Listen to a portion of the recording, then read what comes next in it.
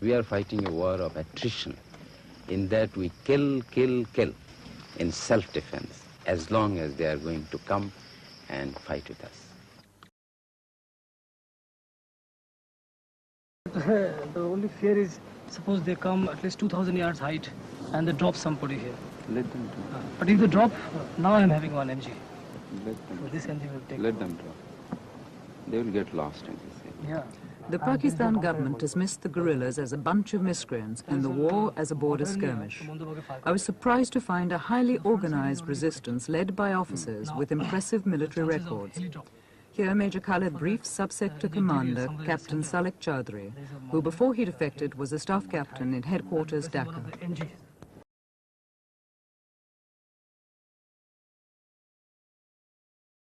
Major Khaled is 35, an officer with the Pakistan Army for 13 years, trained as a commander by the Americans. 8 months ago, he was with the Black Watch in Scotland. When he defected from the Pakistan Army in March, he brought most of his brigade, their Chinese weapons, and even their teacups with him.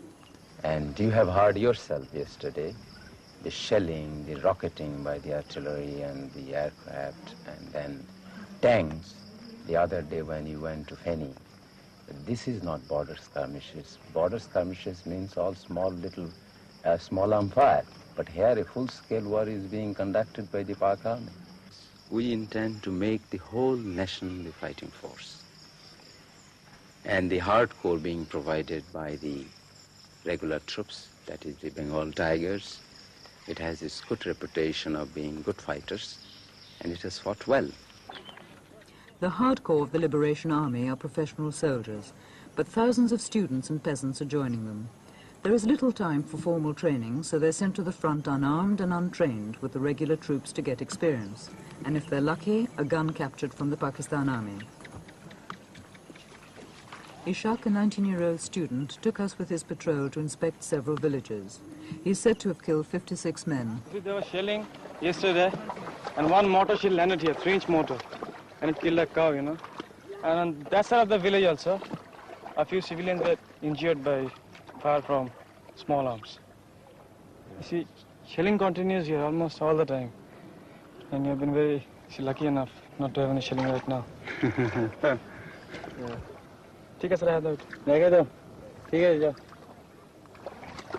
The guerrillas' lack of arms and ammunition is compensated by their passion for an independent Bangladesh.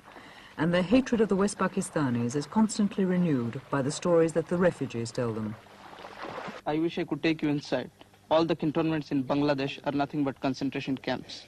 These hundreds and thousands of girls are kept there as prisoners. They are tortured, they are raped, they are dishonored, and after that they're killing them. You see, all the dead bodies are floating in the rivers. But this is surely several months ago, not now. It is going on still now.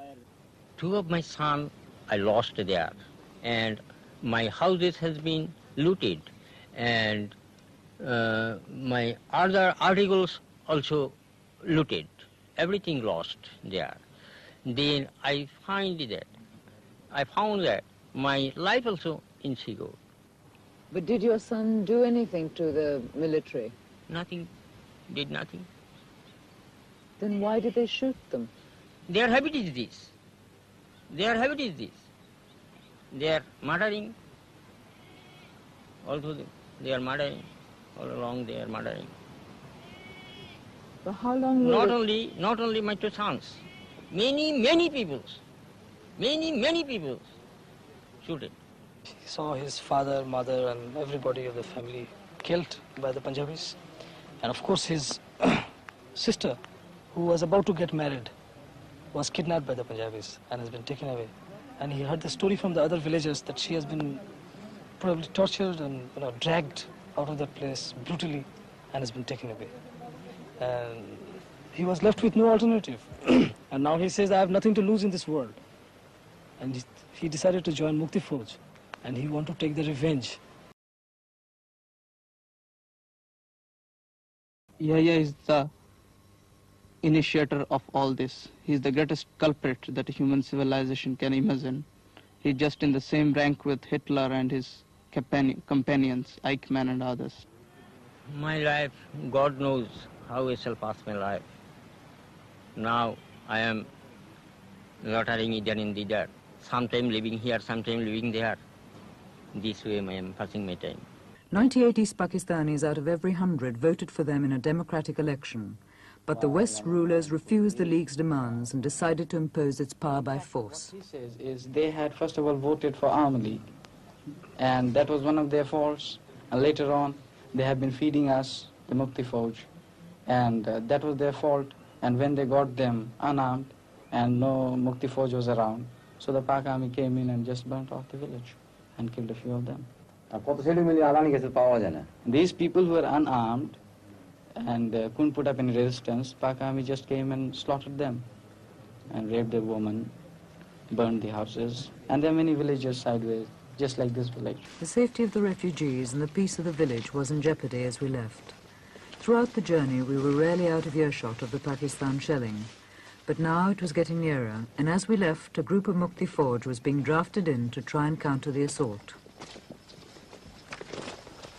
People may be thinking that it is a leftist insurgency or few clandestine activity, but I can assure you it is a militant insurgency whereby the people stood against injustice.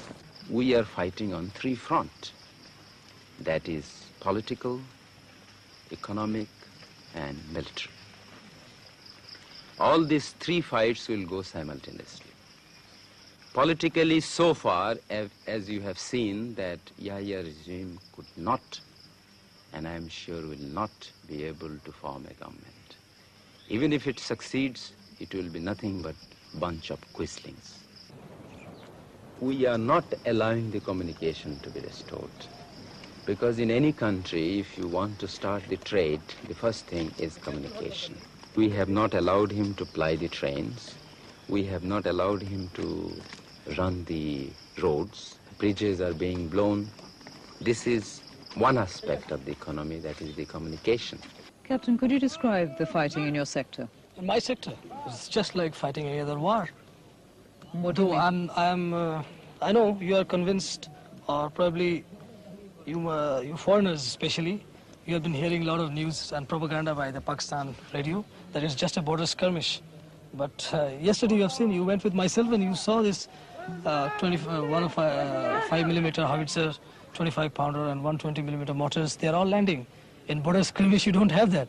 And probably with that telescopic lens you might have seen some Pakistani troops also. Their bunkers deployed. And we are fighting a regular warfare. How can you call it a border skirmish? And I wish you go back and you explain to people this is a full-fledged war. And we are just holding in this base and we go and we play hell into them. I go inside, right inside, I go behind them, I go on their side, I go anywhere I feel like. I kill them. Captain, it's now 3 months since the fighting started. Yes. You've been existing on the ammunition and the weapons you brought out with you. How much longer can this continue?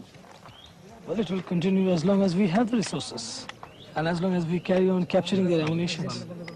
And of course, we expect that some country will come to our aid. At least you have come, you have seen how the fighting is going on. Well, if somebody comes to our aid, only thing that we need is arms and ammunition. Arms we have to maintain them, but we need some heavy weapons and ammunition. If that is the thing we get, then there is no problem, we can continue fighting. And if we don't get anything at all, well, you know the condition, what is happening in Sudan. They don't have any arms and ammunition, they are fighting. They're fighting with sticks, they are adopting different tactics. So that's what we are going to do. But Captain, about you personally, I mean, what about your family? But my family, in fact, I don't know what is happening to them. I have given up because I have seen the fate of other families. When an officer has deserted and joined this Mukti Fauj, what happened to their families? They were all captured as prisoners and kept in the cantonment, and I don't know what has been done.